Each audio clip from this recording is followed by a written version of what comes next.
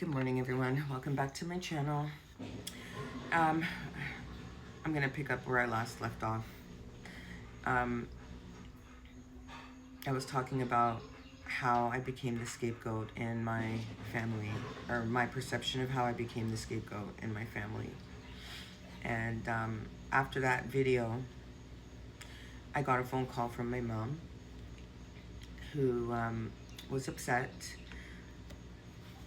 and about me speaking about that situation, or any situation. I feel like she doesn't want me speaking about her at all, which, you know, I understand not wanting to be judged by other people, but this is not what does. I'm not speaking about these issues for anyone to pass judgment on either one of my parents.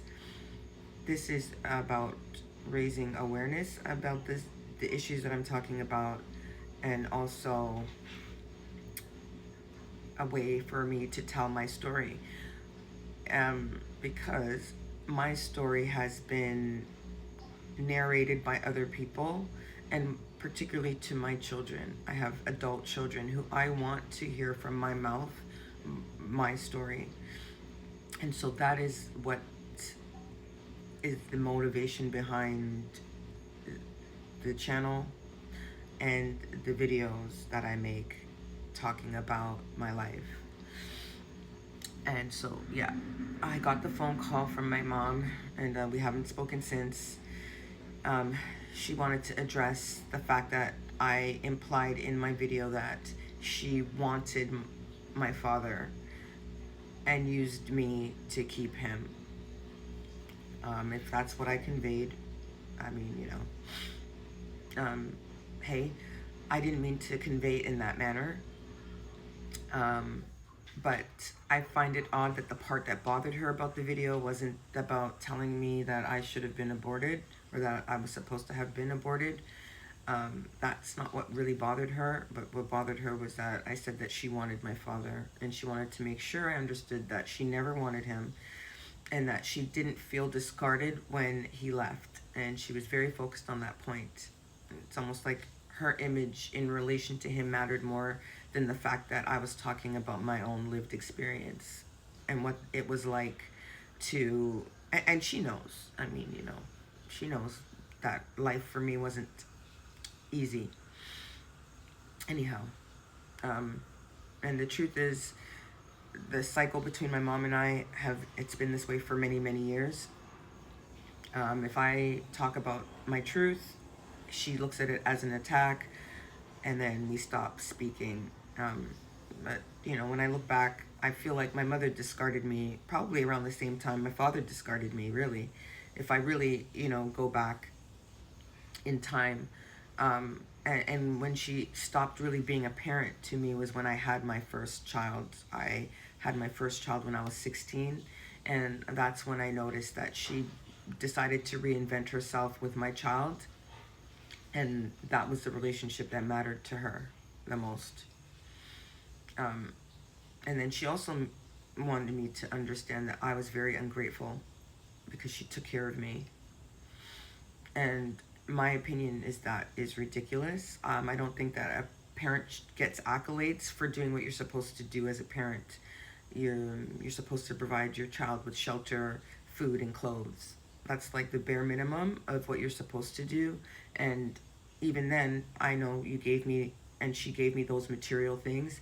There was no emotional love there at all. So back to why I feel the way that I feel about my humble beginnings. My father explaining or letting it be known very clearly that he did not want a child with my mother, but I am here. In that, for me as an adult right now, knowing what I know, I would not feel safe sending my child into the arms of someone who let me know they didn't want a child. That's just me. I think my father, to me, made it obvious that he did not care for me in the way that a father should care for his child. Unconditional love and all of those things. But yet I was still sent into that environment over and over again.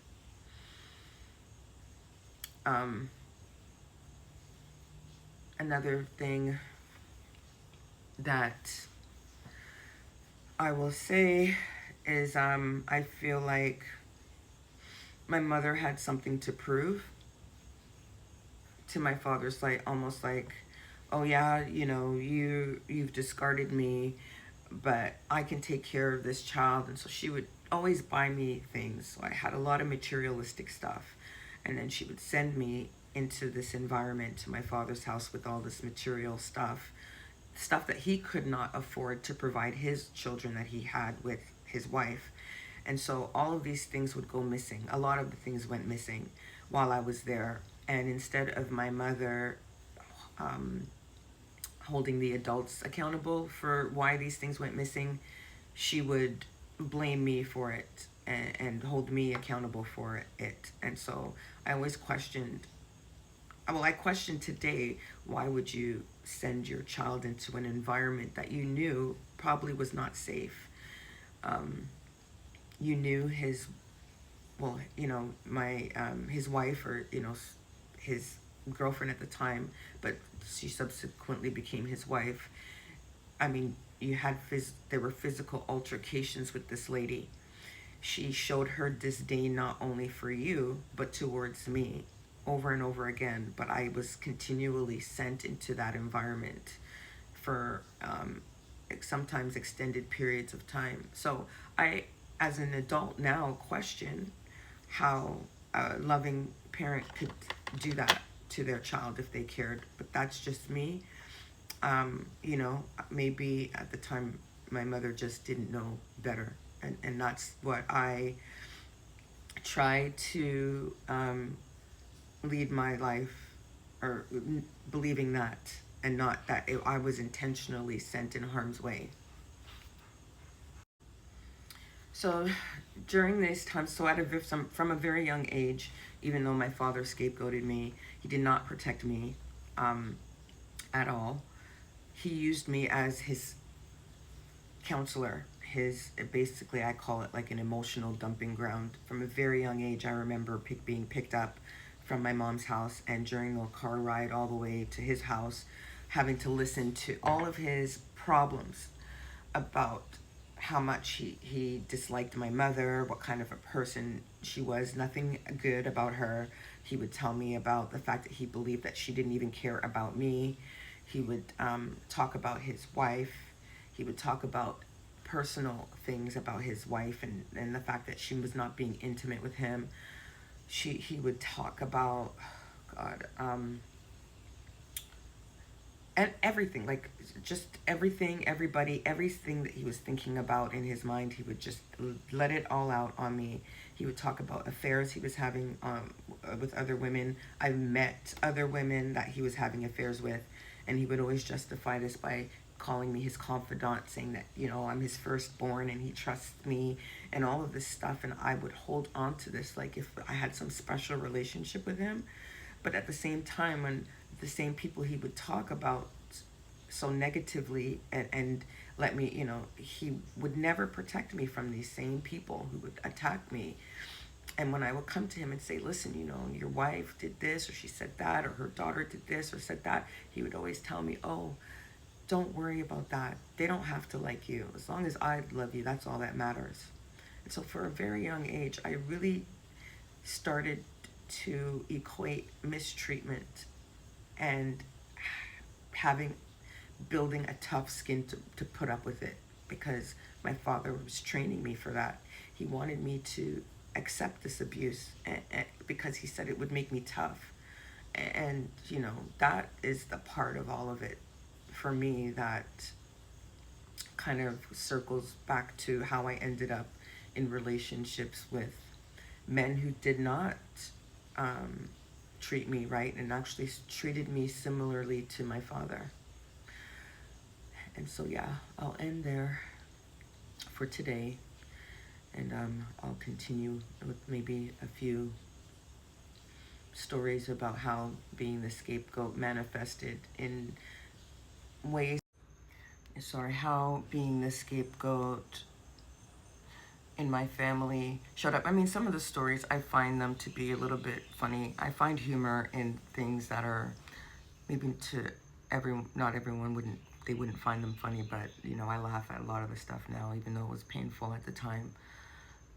The ways that, you know, because when you're the scapegoat, you're really literally blamed for things that you weren't even there to witness. Like when people realize that you are that person, like I can blame her for something that I did and it'll be easily believed and accepted. When you become that person, some of the things that you get blamed for are so ridiculous that the stories I can tell now are hilarious to me. So I'm going to share some of those things. And, you know, just talking about it is helpful for me, you know. So I'm going to have a good laugh talking about some of the stories about how, and this is stuff that went on into my late, like up until maybe 10 years ago, I would say, was the last major incident, you know, with my family. Before I went no contact with them, because you have to go no contact with them. It never ever ends, ever. I will never ever be accepted by that family, no matter what I do, no matter what accomplishments I make, no matter if I become a trillionaire tomorrow. I will always be that scapegoat to that family. I know that. I don't, and I have no desire to gain acceptance there.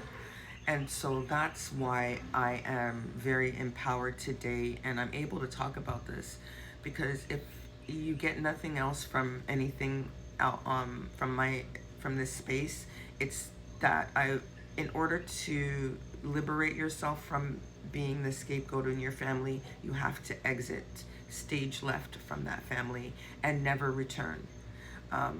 That's just me and my experience. Now, I've heard that there are people who have low contact or some contact, or I had to go no contact. That's just how much toxicity was there. I really believe that my family was just, they were invested in seeing me fail. And so I had to remove myself from that. And ever since I did that, the trajectory of my life has gone up, and it continues to go up. And so yeah, I don't know, probably think a few stories I can share, and I'll talk about a few of my scapegoat stories, and then I'll move on to, you know, my parental alienation, because it kind of ties in. Everything kind of goes from one stage to another. And so yeah, these first stories are probably, I guess, you know, from birth to, you know, around, I was 16 when I had my first child. So around there is when I first wanted to leave that narcissistic, toxic family, but they really try to keep you there, and I'll talk about that. All right, have a great day. Thanks for listening.